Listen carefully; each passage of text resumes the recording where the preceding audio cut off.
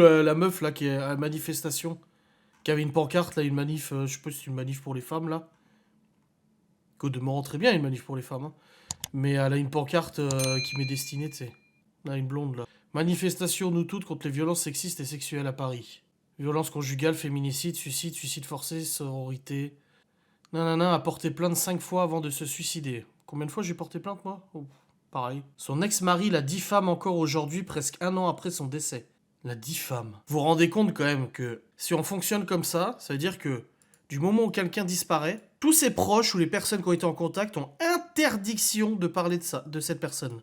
En gros, c'est interdit. Surtout que je ne diffame pas, je ne fais que relater des faits, qui seront pour la plupart justifiables. Donc en gros, cette disparition en fait devrait m'interdire de parler de ma vie, de mon expérience, de mon vécu, de mes problèmes, de mes expériences de vie, de mon ancien mariage et tout ça. En gros, voilà, c'est censé... je suis censé fermer ma gueule sur ma propre vie. En gros, on me prend ma vie, tu vois.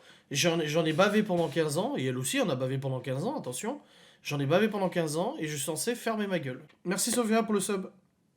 Comme tu es un mytho à 100%, tout ce que tu dis c'est de la diffamation. Bah oui, évidemment. Mais il y en avait pas qui devaient partir du hashtag, j'ai vu.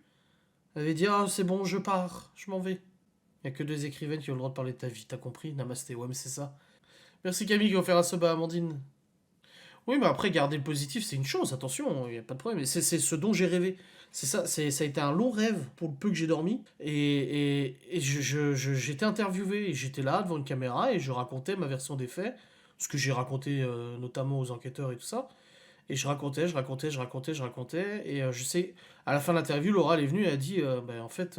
non, ouais, Laura est le journaliste, et c'est ce qu'il avait aussi dit à Laura, c'est qu'en fait, on sent que c'est tellement fluide ce qu'on raconte, c'est tellement qu'on sent que c'est du vécu en fait. Il y a rien d'inventé, il y a rien d'organisé, d'orchestré ou quoi que ce soit. Mais bon, j'ai pas fait d'interview, je vous rassure. Comme le Parisien a dit, j'ai annulé 2 jours avant. Alors déjà, rétablissons quelques trucs. Voilà, je profitais de ce live pour rétablir quelques trucs. Laura a été contactée, le journaliste qui l'avait interviewé, très gentil, hein, Robin Corda. Il a dit, c'est pas Robin, c'est Robin.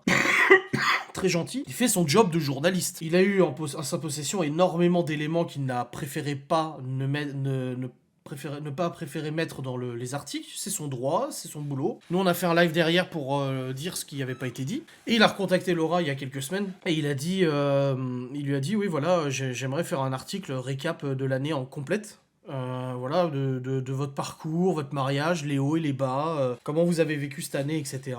Il dit ça serait intéressant, voilà, ça parlerait aussi un peu du harcèlement, mais il voulait centrer quand même pas mal sur les hauts et les bas et tout. Le mariage, le fait que voilà, on avait peur que les gens débarquent au mariage, tous des trucs comme ça. Et au début, Laura elle me dit ça, je dis écoute, tu fais ce que tu veux. J'ai dit c'est toi, hein, moi je suis pas concerné, de toute façon, moi je veux pas prendre la parole. Et ils ont discuté, et après il a dit à Laura, surtout, faut pas en parler. Il a dit à Laura, n'en parlez pas dans les abonnés ou quoi que ce soit, sinon ça risque de compromettre l'article, quoi, en gros. Laura lui a dit, écoutez, je suis pas contre le truc, moi j'en ai parlé avec elle, et il a dit, ce serait bien qu'on revienne sur tout ça. Et moi j'ai dit à Laura, si c'est pour parler un peu de notre année, machin et tout ça, c'est quoi des nous deux? Si c'est pour parler de notre année et tout ça, je dis je suis prêt à prendre la parole. Je dis voilà, comme ça, elle sera pas toute seule devant la caméra, elle sera pas toute seule devant le journaliste. Elle avait déjà voulu le faire la dernière fois et c'est pas évident. Là, j'ai dit voilà, comme ça, je serai présent et tout. Donc là, j'ai dit pour la première fois, je serai présent. Voilà.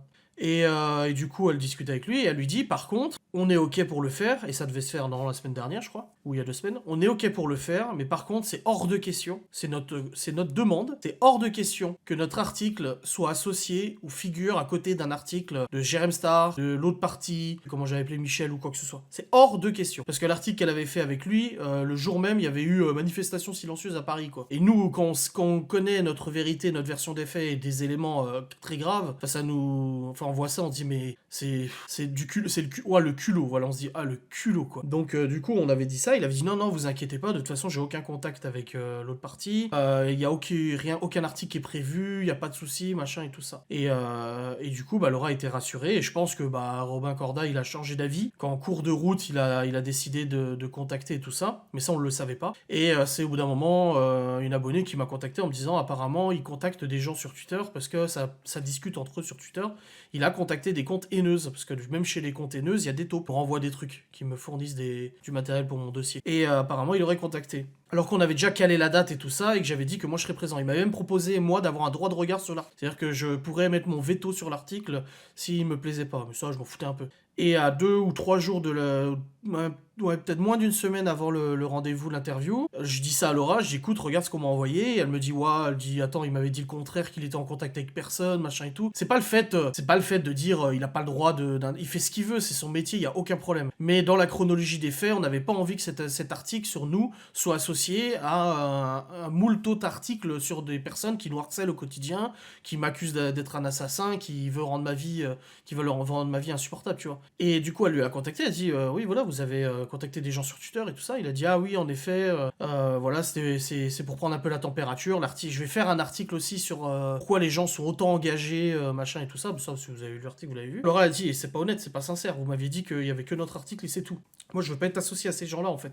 Et finalement, on apprend qu'il y a un autre article qui est prévu aussi avec l'autre partie. Et là, elle dit non, non, là, il y a rien qui était prévu. Alors voilà, il s'est excusé, il a dit, j'aurais dû vous le dire. Les choses ont changé et tout ça. Ok, y a pas de problème. C'est son métier. Mais voilà, Laura lui a dit, moi, sur cette base, déjà que la confiance, elle est mince envers les médias. Elle a dit, je préfère annuler tout ça. C'est pas moi qui ai annulé, en plus, c'est Laura qui a annulé. Parce que moi, Laura, je lui ai dit, du coup, tu fais ce que tu veux. Et du coup, elle a préféré annuler ce rendez-vous. Alors oui, il a essayé de trouver des solutions, insister, faire en visioconférence, ce qui devait venir à la maison normalement et tout ça. Enfin voilà, il a essayé de rattraper le coup, ce qui est tout à fait normal, c'est son métier. Et finalement, on a refusé. Et il le dit bien dans l'article que 2 jours avant, j'ai refusé. Alors c'est pas que j'ai refusé, c'est que déjà de base, j'étais pas super chaud. Alors là, en apprenant ça, alors j'étais encore moins chaud. Et c'est plus Laura de son côté qui était en pétard. Elle était sacrément pétard. Elle a eu l'impression d'avoir été pris pour une conne, tu vois, alors que le courant était vachement mieux passé avec lui.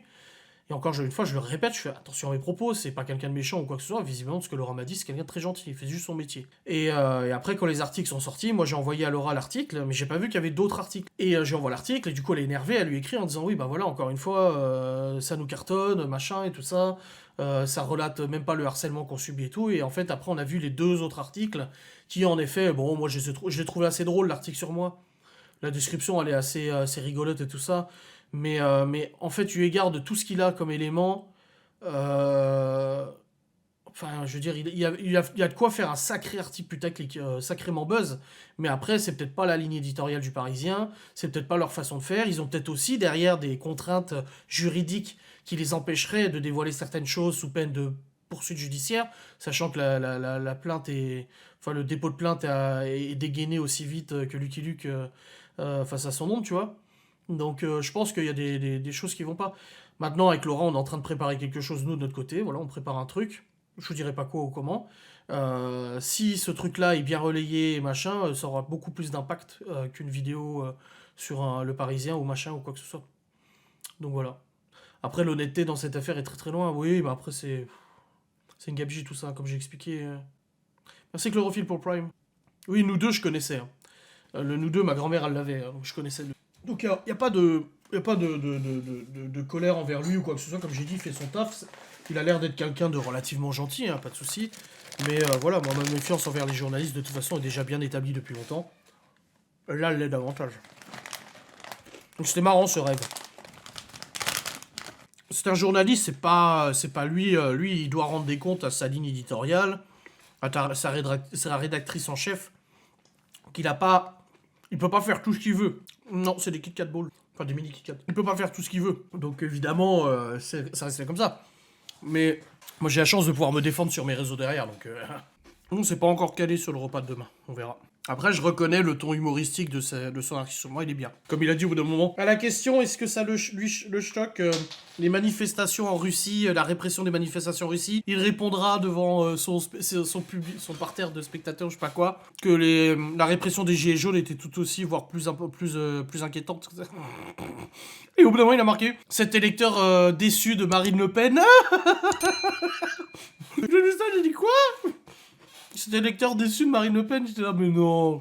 En plus, j'ai expliqué en vidéo que j'ai pas voté Marine Le Pen parce que je voulais voter Marine Le Pen. J'ai voté pour quelqu'un qui était contre Macron. Si notre Mélenchon national avait été face à Macron, j'aurais voté Mélenchon.